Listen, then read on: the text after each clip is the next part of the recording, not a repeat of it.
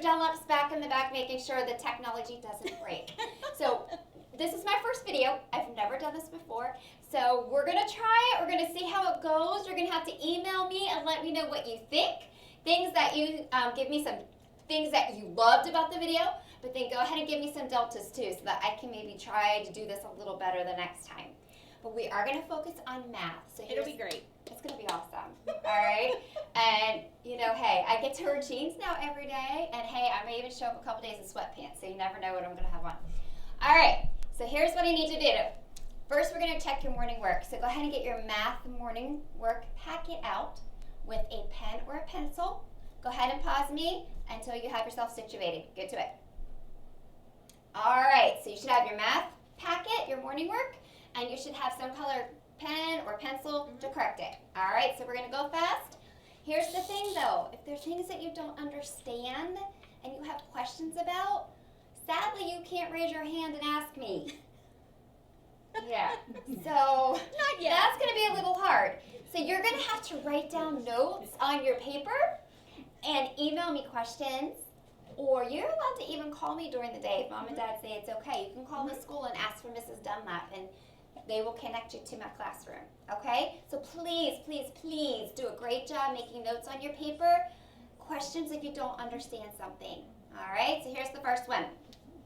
We're starting with 543,873, and the directions say to round to the nearest 10,000. So I have to think which place, my 10,000th place. I need to underline it, and then I circle my 3. Remember, we're circling our 3 because that's going to help us know if our 4 goes up or stays the same. All right, since it's less than 5, it's going to cause our 4 to stay the same. And I circle my 3 to remind me that's where my first 0 is. And then everything else turns to a 0. So my estimate is 540,000. Okay? Don't forget, when you go to this place and circle the number that's to the right of it, while that helps you remember procedurally what to do, I want you guys to figure out when you're doing this why we do that.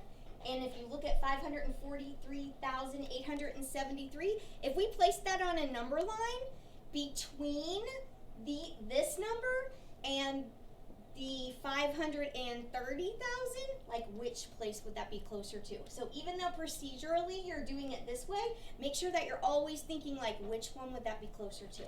Don't forget that.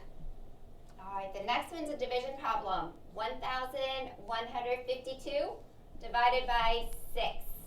Oh, got a little too close there.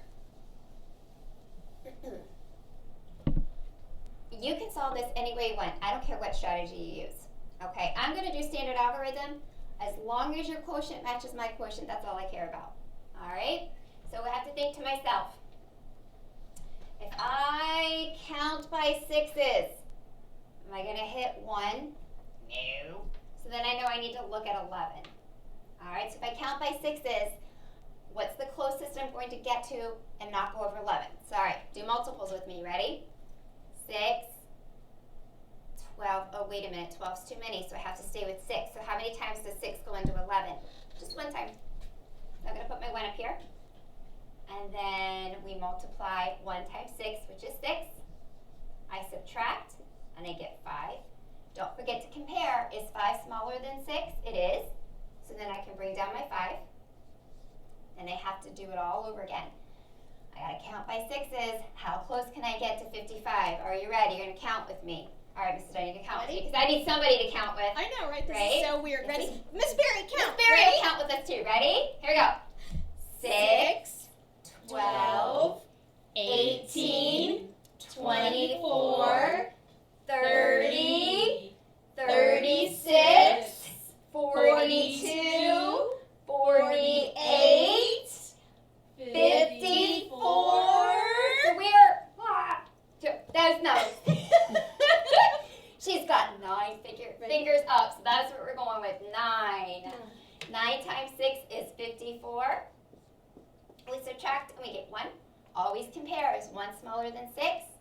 Yes, that means I can't go around again. I don't have enough to go around, so then I just bring down my 12. Oh, this is a math fact. You know this one, right? Let's count by sixes. We need to get to 12. Ready? 6, 12. Look at that. It's perfect. 2 times. 2 times 6 is 12. We subtract, we get 0. 0 is definitely smaller than 6. There's nothing else to bring down, so our quotient is 192. All right, next one. Let me erase this. Next one's a fraction problem. The brown horse runs 3/12 of a mile. The black horse runs 4/12 of a mile. How many total miles do the black and brown horses run? So if we have 3/12 and we have 4/12, but we want the total of it all, what am I going to do, Mrs. Dunn? So what do you think would help you in that problem to figure that out? What if we took the numbers out? So can you read it again for me without the numbers? The brown horse runs, the black horse runs. How many miles total do the black and brown horses run? So if we just take the numbers out and we look at what it's asking us to find the total number of miles. So I want you to think about, what do we do when we need to find the total? We're going to take whatever is in there and put it together to find out how much there is all together. So think about what you usually do when we have to put things together. So I think we're going to add those numbers to figure out how much we have. Would you agree? I would definitely agree. There you go. Now, we're going to talk about how to solve these kinds of problems in a minute, but I bet you already know, because you're rock stars and you've got this. All right? 3/12 plus 4/12 is 7/12. And we're going to talk about why it's 7/12 in a minute and not 7/24. So hold that. Hold on to that. We'll come back to this one. Last one, we're doing less than, greater than, or equal to the shadings. Oh boy.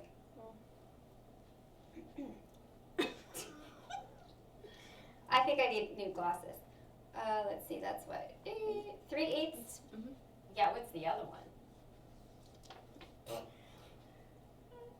12. 12?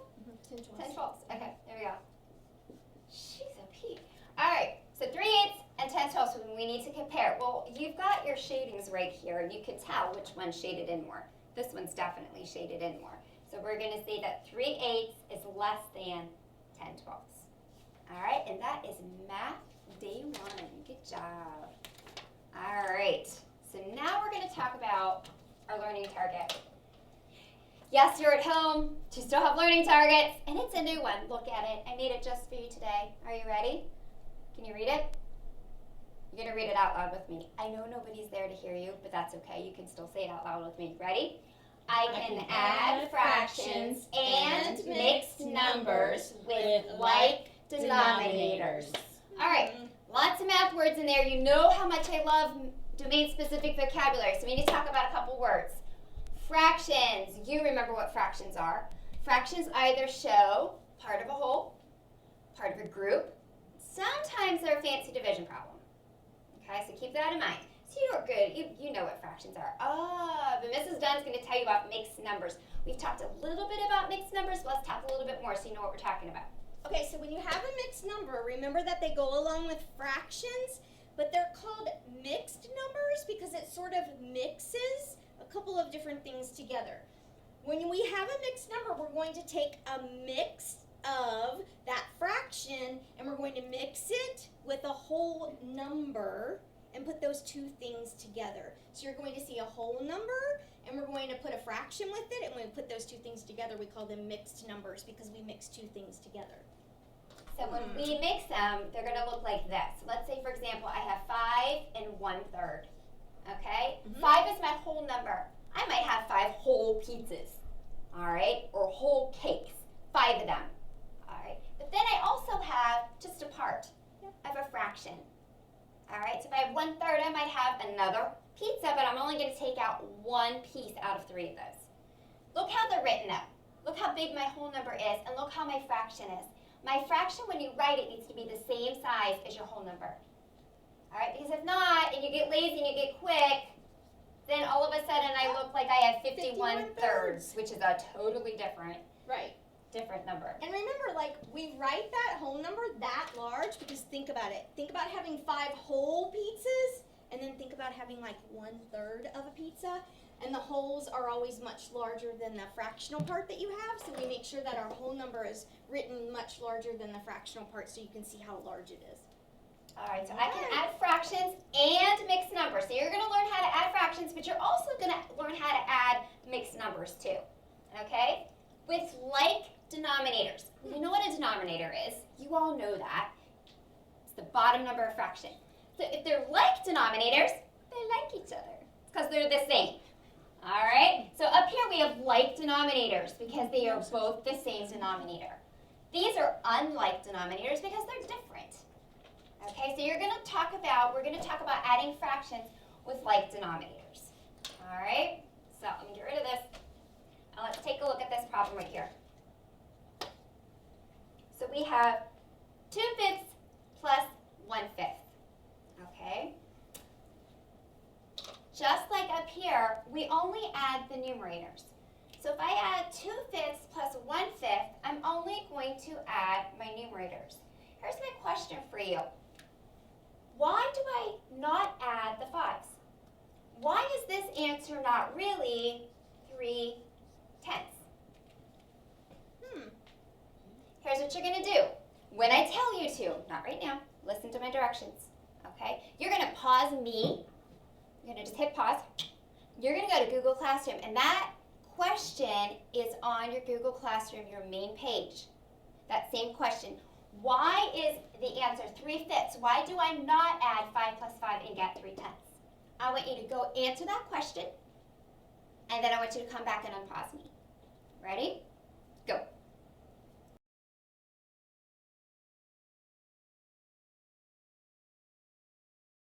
Welcome back. I hope you answered Mrs. Dunlap's question.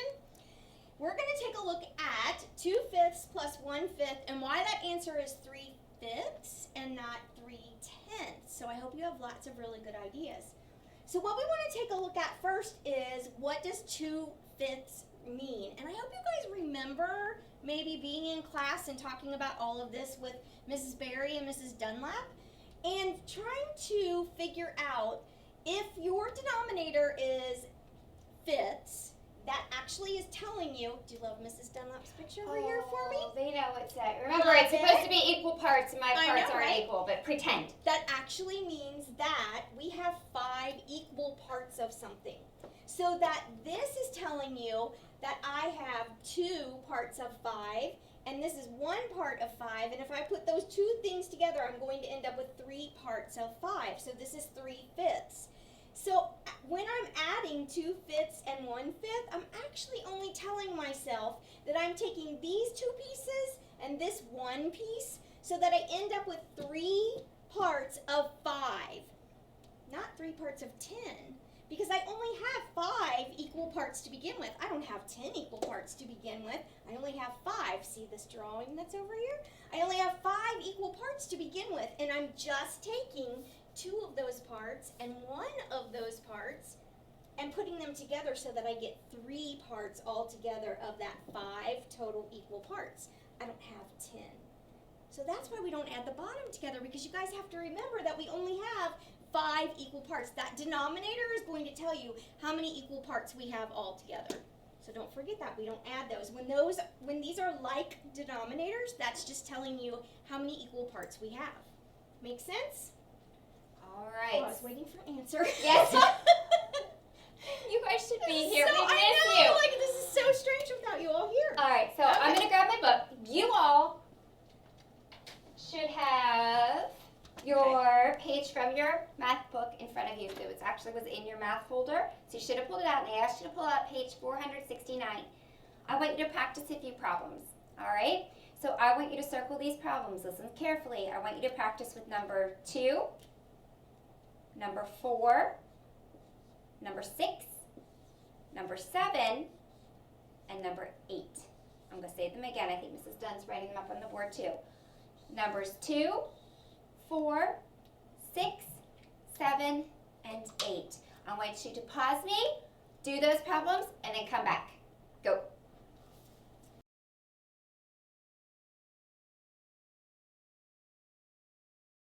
So hopefully you have those answers written down in your book, and we're going to talk through them pretty quickly. All right, again, if you have questions, mark it on your paper, email me, call me, all right? Let me help you.